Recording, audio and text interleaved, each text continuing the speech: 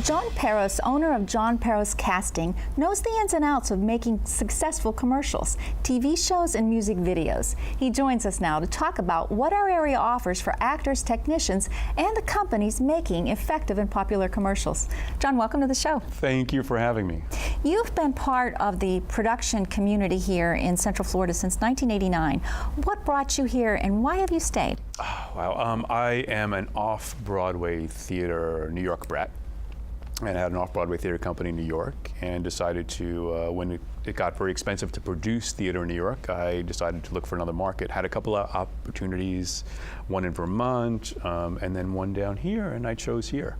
So from starting a theater company here, that kind of evolved into a casting company to support the theater company.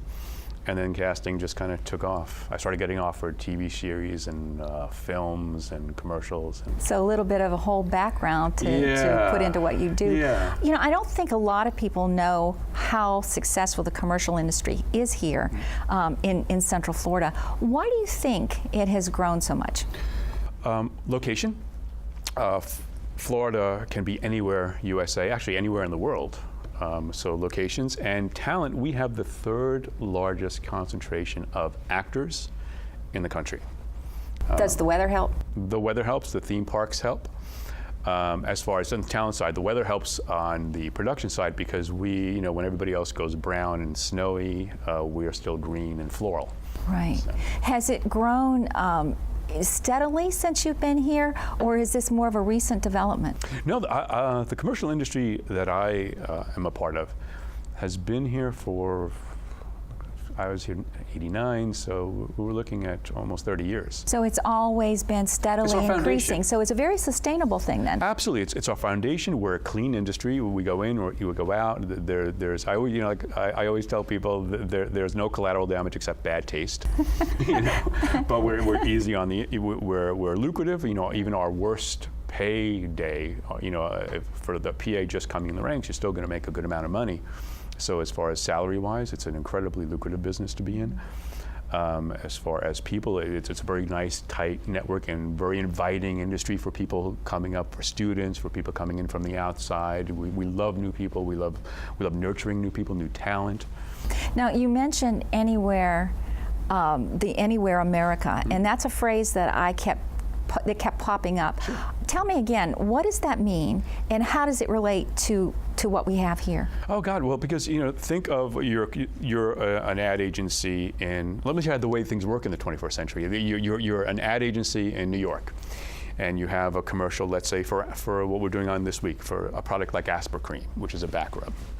And you're looking to hire a production company, and the production companies are bidding out, and you need your locations to look like Anywhere USA, just any town. So it's non-specific, non-regional. It could be a town in New England. It could be a town in California, in the Midwest, in the heartland. When you're searching locations, you want something that's going to be that generic. And the beautiful thing about Central Florida is there are a lot of places that look like that you can pick them up and put them anywhere. You go to Mount Dora, some streets in Mount Dora look like a street in New England without palm trees, and we have incredible massive oaks down here, which are lovely. It's basically what we call Anywhere USA. I hadn't thought about that, but they're the little pockets of old Florida. Downtown Sanford, right? Yeah. Like the old Mayberries kind of thing. That's exactly right. Absolutely. DeLand. I mean, we have incredible. We have a wealth of locations and lighting. There is no better lighting than Florida lighting. Because of the sunshine and the sun we have. and the angle, there is no better lighting. And we have swamps and we have the beach and all different kinds of things. That's exactly right. Now, you own your own casting company. I'm a casting director, yes. I have been doing that. Like I said, I was a theater brat. I came up through theater, and then kind of people started asking me if I'd be interested in casting. And I was like, well, it's a better way to support a theater company. So I started getting offered, commercials, small films, and then I started getting calls from networks. Hey, we hear you're casting in Florida. We love the fact that you're tied to theater. Would you take on this series for us? And then all of a sudden I wound up with 6 Nickelodeon series back to back to back on top of commercials. Now, where do you look for your talent? You mentioned the theme parks like that, but do people come to you? No, they go to talent agencies. It's okay. a very symbiotic relationship between myself and talent agencies downtown. We have world-class talent agencies in Florida. So I rely on them. They rely on me. They pre-screen talent. I go to theater a lot, so I will find talent that doesn't necessarily have representation, and I will steer them toward a talent agent who I think would be a good fit for them. So you're always assessing Always, as you always, go always. out. You know, and then if we do what's called a real people casting, where we're kind of going outside the box, there were two spots produced over the past 2 years for an organization called Love Has No Labels, which is a wonderful organization put forward by the Ad Council. So it's like Coke, Pepsi, Ford, JetBlue, and it's all about love has no religion, love has no gender, love has no age, love has no disability, that sort of thing. And those were both Emmy nominated. And those were real people. So that was about going out on the street and talking to people and, going through trolling social media and sending out tons of emails to different organizations. Would people be interested in this? Sometimes we get jobs like that. Yeah. Now you talk about the advantages, so many of them here. We're still not a really large city like New York or Los Angeles. Are there things that they offer that you can't find here? Or is it now that it's more universal and there's no reason to leave? When I first started here, no, but it's true. But when I first started here, it was just very kind of bland, boring, and neutral. Everything was just very milquetoast. That's what I came into. And then, if you remember the old Benetton ads, Yes. it's becoming demographically, it's a beautiful ethnic rainbow, which is what we are. And you can find that here now. Now, 20 years ago, 25 years ago, you couldn't find it here. Now you can. There are certain elements which are always difficult in any market to find. But for the most part, you can find it in Central Florida. And we have a lot of my job is convincing producers that you don't have to cast in LA, you don't have to cast in New York, you don't have to cast in Chicago. You can cast it here and we'll find it here. And what's beautiful about that now is I find myself doing that less and less, and I have producers calling me, say, hey John, we're not going to cast this in Chicago, we want to cast it in Central Florida, and we're going to shoot it in Chicago, so we'll fly the talent up. Which is lovely. Interesting, yes. I wondered if that was a perception issue. Absolutely. That you had the talent here, but people don't always realize. A perception and a prejudice. They're prejudiced to believe it only exists in New York or LA. Of course, it's a little snob factor, maybe, you have to say. Absolutely, sure. Now, with your background, do you still offer seminars or workshops or that for people? And you said you work mostly with a casting director or with talent agencies. Correct. So are you trying to sort of guide them along the way? Or are you still working one-on-one with people who want to have a... I don't have the luxury of time. I used to be an acting coach. So I used to coach a lot. I used to coach, and I used to teach. Both in New York and down here. But with casting now, that's kind of taken over my time. So every now and then I'll do a workshop, what we call a boot camp for people that want to get into the commercial industry or just want to brush up.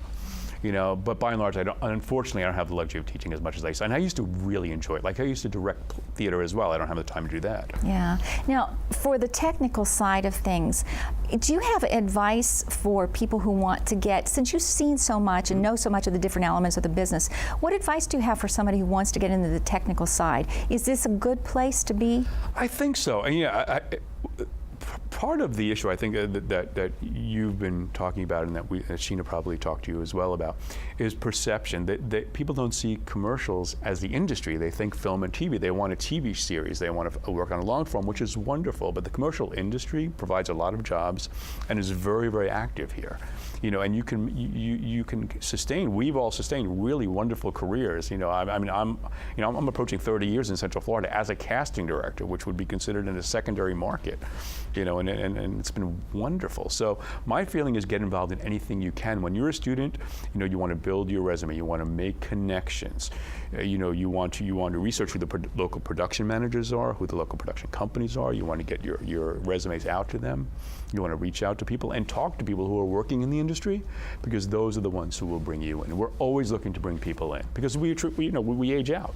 Now, with your experience, your expertise in that, how much is a formal education part of this kind of business? Is it more experience-oriented, or is it a combination of both? Has it changed? I think it's a combination of both. And I think it's a combination of both, and add to that perseverance. Yeah.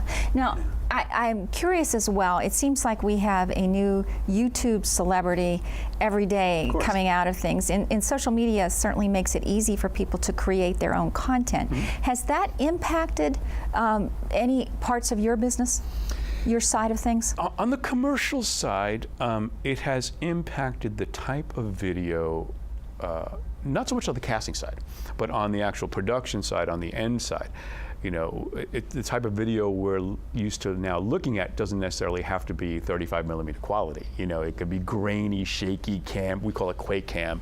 You know, iPhone video, and not even good iPhone video. But you're seeing that video show up in national commercials now because large sponsors are incorporating that because people like it and they react to it. It's acceptable. It absolutely. And trendy for right now. Sure, Maybe sure. not long term. I don't know if I like the trend, but right now it's working. You know. What would help us here? You know, we've talked about. We have mentioned tax incentives. Things have changed a little bit over the years. How much has that impacted your side of things? It sounds like you've had steady growth regardless. We've been very fortunate. What happens with tax incentives and tax credits is that they are largely about enticing long-form television, so TV series or feature films, and right now everybody is, it used to be the US versus Canada with tax credits and tax incentives. And then it became New York versus LA with tax credits and tax incentives. And now it's every state versus every state to get those film and TV projects because every state has some form of tax credit and tax incentive, and those that don't get the long form. And don't get the films, don't get the TV shows. It's really bottom line. Producers are looking to whatever the deals they can get. And the jury is still out on whether, honestly, whether tax incentives and tax credits really read mixed work. Reports, it's still yes. out. Nobody, for the money it infuses into the broader economy, it definitely works because you can't just look at it as a 1-to-1 ratio. When a film when productions come in, they spend a lot of money on a lot of different things you don't think about, everything from real estate to car rentals to restaurants. So you can't just look at it in terms of one specific thing. Yeah. So in that arena, I believe that film incentives and tax credits worked when they're done correctly. And we had a really good one here. They just let it lapse. I mean, we had a really good one that was very fair. It was pretty conservative. Well, I'm glad that the commercial industry is flourishing so much. Any projects coming up? Anything you can talk to? We are coming up the end of the year, so we are doing tons of commercials because everybody realized the end of the year is here. You're fantastically busy then. We are incredibly busy. So I just came from a call back for an Aspercream product. On top of that, we're casting commercials for Home Depot, locally for the YMCA, nationally for Hustler lawnmowers. So a whole array of projects, of things, products. Publix, everything, and it doesn't need to be, they're not Florida specific. Our clients are from all over the world. And that's wonderful. Yeah. And for the sustainable aspect as well. Absolutely. Pleasure talking to you. I learned a lot. Well. Thank you so much. Thank you, I appreciate it. That's all the time we have today. Thank you for joining us on Metro Center Outlook.